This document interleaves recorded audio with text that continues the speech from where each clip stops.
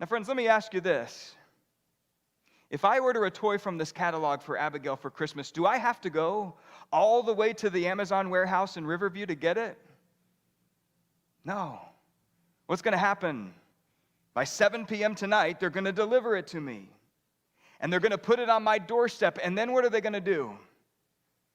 They're going to knock on my door.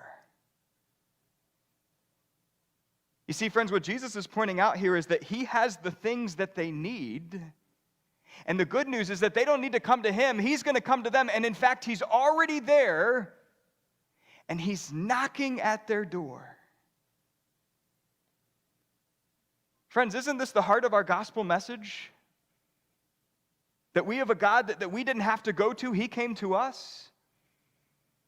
You know, this next month, we're going to be celebrating the season of Advent. That's what that's all about. We're going to be taking this time when we think about the waiting of the sin and the pain and the suffering. In the midst of all of that, the message of Christmas is that God came to us. And when he came to us, he brought us his forgiveness. And he brought us his salvation. And he brought us his grace and his love. And best of all, he brought us himself. Jesus Christ, God in the flesh. And friends, not only did he come to us, but he did everything for us. We didn't live a perfect life. Jesus lived a perfect life. We didn't die on a cross. Jesus died on a cross. We didn't rise from the dead. Jesus rose from the dead. We didn't reconcile ourselves to God. Jesus reconciled ourselves to God. And friends, this is the message that Jesus was trying to get across to the church in Laodicea. They said, we're good, Jesus. We don't need anything. And Jesus is saying, no. I have what you need, and I'm standing at the door, and I'm knocking. Now, friends, I realize we're going long, but hang with me here because this next part is absolutely key. Okay, take a look at this again at verse 20. It says, here I am, I stand at the door and knock. If anyone hears my voice and opens the door, I will come in and eat with that person, and they with me. Now, friends, let me ask you this. When Amazon delivers a package and they put it on your doorstep and they knock on your door, then what do? They get back in their car and they drive off.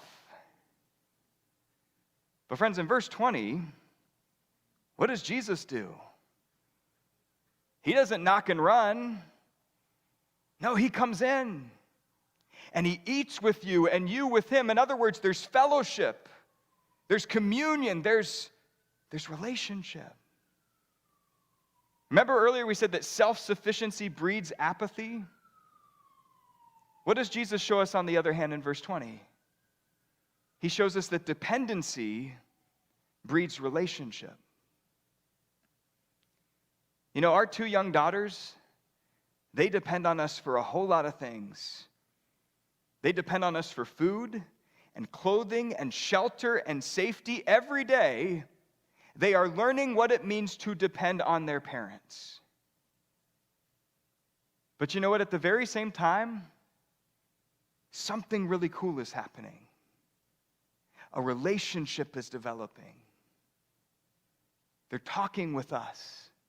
And they're doing things with us. And they're laughing with us. And they're crying with us. And they're living life with us. And friends, this is why in Revelation chapter 3, verse 20, Jesus isn't knocking on the door with indifference. He's not knocking on the door with passivity. He's not knocking on the door with apathy. No, Jesus is knocking on the door with passion and excitement and conviction because he knows that when you and I depend on him for the things that we need, at the very same time, something special is happening. A relationship is developing. We're talking with him, and we're doing things with him, and we're laughing with him, and we're crying with him. We're living life with him.